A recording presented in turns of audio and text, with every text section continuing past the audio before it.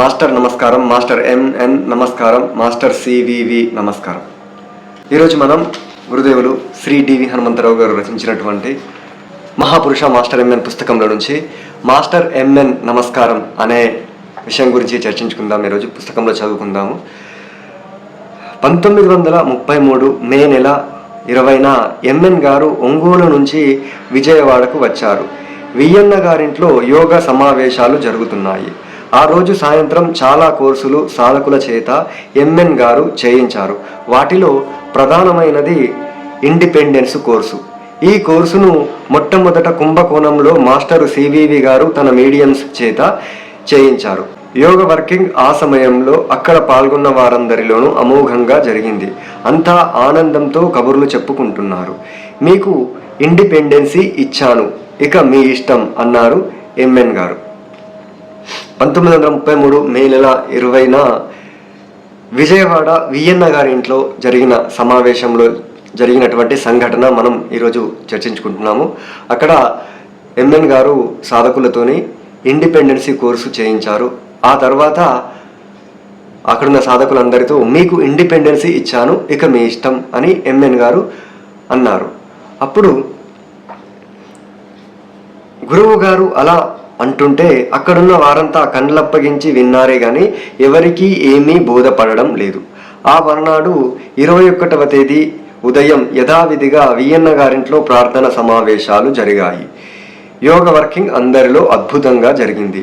MN గారు కండ్లు తెరిచి అక్కడున్న సాధకులందరినీ చూస్తూ కుర్చీలో కూర్చొని ఉన్నారు. అంతా నిశ్శబ్దం. 10 నిమిషాలు అలా సాగాయి. ఎంఎన్ గారికి ఎదురుగా గూడూరు వియ్యన్న గారు కింద కూర్చొని ఉన్నారు. అందరినీ ఒకసారి తేరిపారా చూచి ఇలా అన్నారు, పురుషుడు అంటే ఏమిటి, ఎవరు, అర్థం చెప్పండి అని. సో ఆ తెల్లారి కూడా యోగా సమావేశాలు కొనసాగాయి. అందరూ కూర్చొని ఉన్నారు. మాస్టర్ ఎంఎన్ గారికి ఎదురుగా గూడూరు వియ్యన్న గారు కూర్చొని ఉండడం జరిగింది.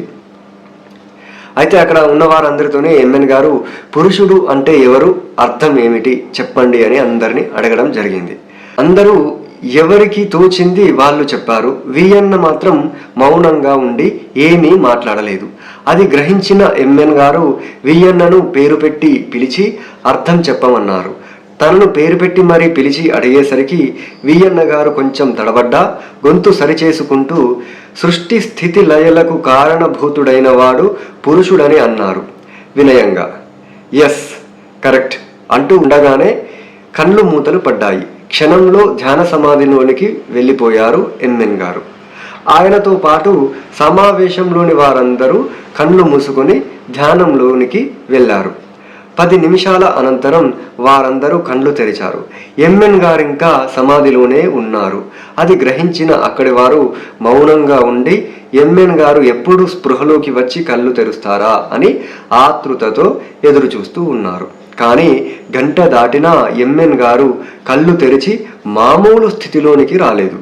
మరో గంట తర్వాత నెమ్మదిగా కళ్ళు తెరిచి నొసలు ముక్కు చిట్లించుకున్నారు. కుడి చేయి చూపుడు వేలుతో ముక్కు రంధ్రాల ముందు రుద్దుకున్నారు. అక్కడున్న వారందరూ కళ్ళప్పగించి ఎంఎన్ గారిని అలాగే చూస్తున్నారు. తమకేదో వాసన వస్తున్నట్లు భావించిన కొందరు తమ ముక్కు కొనలను రుద్దుకుంటున్నారు. అది గమనించిన ఎంఎన్ వారందరినీ ఉద్దేశించి ఇలా అన్నారు, ఇక్కడికి దగ్గరలో రుద్రభూమి ఉందా, ఏదో శవం కాలుతున్న కవురు వాసన వస్తున్నది కదా అన్నారు. ఇక్కడెక్కడ అలాంటిదేమీ లేదన్నారు అక్కడున్నవారు.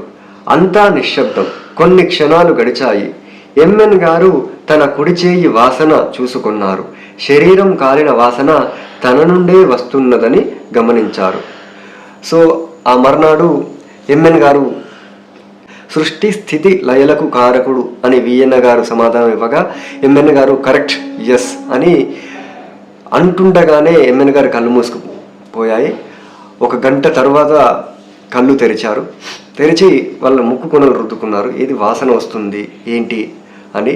అదొక రకమైనటువంటి కౌరు వాసన, ఒక శవం కాలిపోతే వచ్చేటువంటి వాసన. ఇక్కడ రుద్రభూమి అంటే శ్మశాన వాటికి ఏదైనా ఉందా అని అడిగారు. అప్పుడు అక్కడున్న వాళ్ళందరూ అదేం లేదు గురువు గారు అని చెప్పడం జరిగింది. ఆ తర్వాత ఎంఎన్ గారు కొంచెం సేపు కళ్ళు మూసుకొని మళ్ళీ తన కుడి చేతి వాసన చూసుకున్నారు. అప్పుడు తన శరీరంలో నుంచే ఆ కవురు వాసన, శరీరం కాలిపోయినటువంటి వాసనను వస్తున్నట్టుగా ఎంఎన్ గారు గుర్తించారు. అది గమనించిన తర్వాత తన కాస్మిక్ బాడీ యోగాగ్నిలో దగ్ధమై ఈ వాసన వచ్చిందని గుర్తించారు ఎంఎన్ గారు. వెంటనే కళ్ళు మూతలు పడ్డాయి. సమాధి స్థితి ఏర్పడింది. సుమారు గంట పైగా సమాధిలో ఉన్నారు. తర్వాత నెమ్మదిగా కళ్ళు తెరుస్తూ మాస్టర్ ఎంఎన్ నమస్కారం అని తనకు తాను నమస్కరించారు. అక్కడున్న వారందరూ మాస్టర్ ఎంఎన్ నమస్కారం అంటూ ఎంఎన్ గారికి నమస్కరించారు. సో ఆ వాసనకు కారణము తన కాస్మిక్ బాడీ యోగాగ్నిలో దగ్ధమైందని ఎంఎన్ గారు గుర్తించారు. ఆ తర్వాత సమాధి స్థితి ఏర్పడి ఒక గంట సేపటి వరకు కళ్ళు తెరవలేదు. అలా కళ్ళు తెరుస్తూ ఏమన్నారంటే మాస్టర్ ఎంఎన్ నమస్కారం అంటూ తనకు తానే నమస్కారం చేస్తూ మాస్టర్ ఎంఎన్ గారు కళ్ళు తెరిచారు.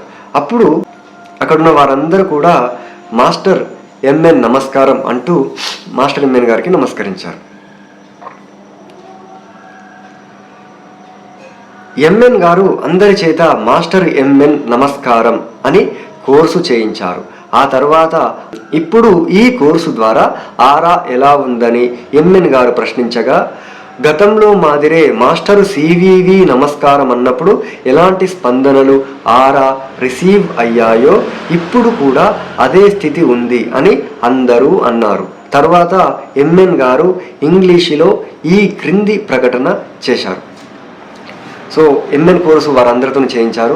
ఇప్పుడు మీరు మీ ఆరా ఎలా ఉంది అని అడగగా, మాస్టర్ సివివి నమస్కారం అన్నప్పుడు ఎలాంటి వైబ్రేషన్స్ బాడీలో వచ్చాయో అలాంటి వైబ్రేషన్స్, అలాంటి ఆరానే మా అందరికీ వచ్చింది అని అక్కడున్న వారందరూ చెప్పడం జరిగింది. ఆ తర్వాత మాస్టర్ ఎంఎన్ గారు ఇంగ్లీష్లో ఒక డిక్లరేషన్ ఇచ్చారు. ఆ డిక్లరేషన్ ఏంటంటే, declaration made by master MN on 21 May 1933, 21వ తేదీ 5వ నెల 1933న ఎంఎన్ గారు ఇచ్చినటువంటి డిక్లరేషన్ మనం ఇప్పుడు చదువుకుందాం. I am now able to declare myself as Purusha after a struggle of nearly 6 years.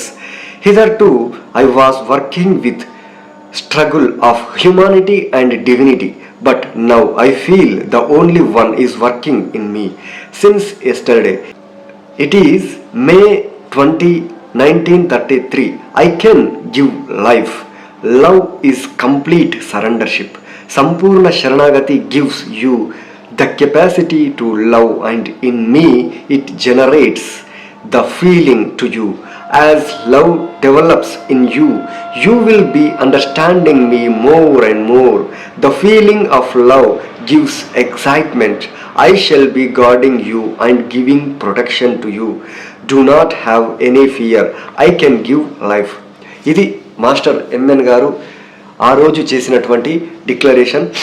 MN గారు 6 సంవత్సరాలుగా దైవత్వానికి మరియు మానవత్వానికి మధ్యలో చాలా స్ట్రగుల్ అయ్యానని, ఈరోజు నేను నాలో పని చేస్తున్నది ఒకటే అని ఎంఎన్ గారు గుర్తించడం జరిగిందని, మీరు పురుష శబ్దమునకు అర్హులు కారు, నేను ఈరోజు పురుషుడను అని చెప్పుకొనుటకు అర్హత లభించినది. ఉపదేశమునకై వచ్చిన మీరు స్త్రీలు, ఉపదేశకర్త పురుషుడు. ఇప్పుడు మీ కుండలినీలో బీజము స్థాపన చేయవలసి ఉన్నది. ఆ దివ్యశక్తి ఇప్పుడు నా ఆధీనంలో ఉందని అధికారయుతంగా చెప్పుచున్నాను. మీ కుండలినిలో బీజోత్పత్తి చేయుటయే ఉపదేశం వెనక ఈ క్రియను మా గురువు దేవులు మాస్టర్ సివివి గారు జరిపి ఉన్నారు. అందు ఫలించిన బీజములను ఇప్పుడు మీలో స్థాపన చేయుచున్నాను. మీలో స్థాపన చేయుచున్న ఈ బీజములను శ్రద్ధగా అంకిత భావముతో యోగ సాధన ద్వారా ఫలింపజేసి మీ తర్వాత వచ్చు వారలకు అందించండి. నాకు మీ యందున్న ప్రేమతో మీకు ఇనిషియేషన్ ఇస్తున్నాను. లవ్ అంటే సంపూర్ణ శరణాగతి. ఇది మీకు సర్వ సంపూర్ణ శక్తి సామర్థ్యములను ఇచ్చు మహత్తర శక్తి. ఈ శక్తి నా నుండి మీకు ఇవ్వాలనే భావన నాలో కలిగినది. ఇప్పటి నుండి మీరు రోజువారీ ప్రార్థనలలో ఈ విధముగా ప్రార్థన వాక్యములు చదువుకొని సాధన ప్రాక్టీసు ప్రారంభించండి అని మాస్టర్ ఎంఎన్ అన్నారు. అది మాస్టర్ నమస్కారం, మాస్టర్ ఎంఎన్ నమస్కారం, మాస్టర్ సివివి నమస్కారం, మాస్టర్ ఎంటిఏ నమస్కారం. ఆనాటి నుండి మాస్టర్ ఎంఎన్ గారి అనుచర వర్గం ప్రతి పూట ప్రతి తడవ పై విధంగా ప్రార్థనలు చదువుకొని యోగా ప్రాక్టీసు ప్రారంభించడం, అద్భుతమైన ఆరా దివ్యానుభూతులు లభించడం జరుగుతున్నది. ఈ విధంగా ఆ రోజు ఎంఎన్ గారు మొట్టమొదట ఆ కోర్స్ చేయించిన తర్వాత అతను ఐ బికేమ్ పురుష అని ఒక డిక్లరేషన్ ఇచ్చిన తర్వాత ఈ విధంగా చెప్పారు.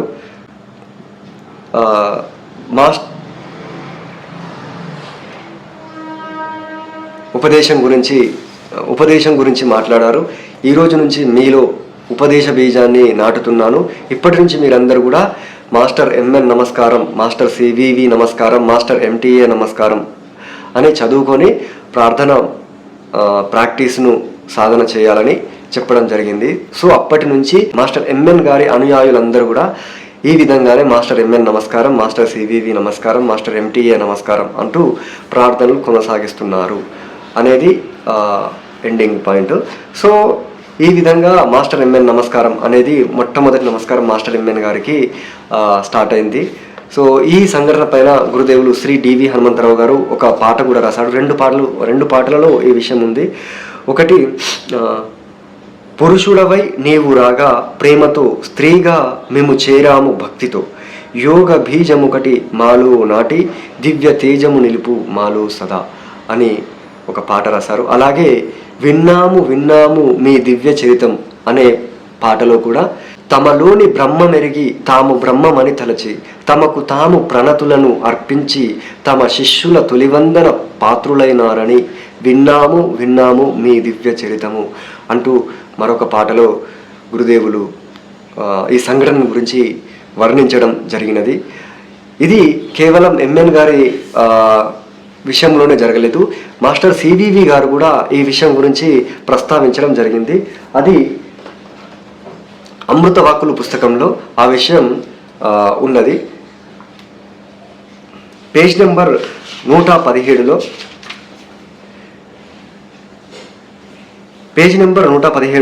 280వ అమృత వాక్కులో ఈ విధంగా ఉంది. మీ ఫిజికల్ మాస్టరు గారిని నడిపించేది ఎంటీఏ అని మీరు గుర్తుంచుకోవాలి. ఎంటీఏ అంటే మీ ఫిజికల్ మాస్టరు గారు అన్నమాట. అంటే ఈ సొసైటీలో నెంబర్ 1 మీ స్థాయి, నెంబర్ 2 మీ ఫిజికల్ మాస్టరు గారి స్థాయి, నెంబర్ 3 ఆయన మాస్టరు గారి స్థాయి అంటే ఎంటీఏ గారి స్థాయి. ఈ వరుస క్రమం ఎన్నడూ మార్చకుండా నడుచుకోవాలి అని చెప్పారనమాట. సో ఫస్ట్ది సాధకుడిగా మన స్థాయి, ఆ తర్వాత మన ఫిజికల్ మాస్టర్ గారి స్థాయి. అంటే అప్పుడున్న మీడియంస్కి సివివి గారు ఫిజికల్ మాస్టర్, వారి యొక్క మాస్టర్ గారు ఎవరు? ఎంటీఏ గారు. ఈ విధమైనటువంటి వరుస క్రమము ఎన్నడూ మార్చకుండా నడుచుకోవాలి అని సివివి గారు చెప్పడం జరిగింది. ఇది మాస్టర్ ఎంఎన్ గారికి నమస్కారం చేయడం అనే దానికి వెనకాల విషయము. నా ఛానల్ని చూస్తూ మా వీడియోలకు లైక్ చేస్తూ సబ్స్క్రైబ్ చేస్తూ అలాగే కామెంట్ కూడా చేస్తున్నటువంటి యోగ సాధకులకు, మాస్టర్ స్వరూపులకు హృదయపూర్వక ధన్యవాదాలు తెలియజేసుకుంటూ మీరు ఈ విధంగానే నన్ను ఆశీర్వదించాలని, ప్రోత్సహించాలని మనస్ఫూర్తిగా మిమ్మల్ని కోరుకుంటూ మాస్టర్ ఎంఎన్ నమస్కారం, మాస్టర్ సివివి నమస్కారం.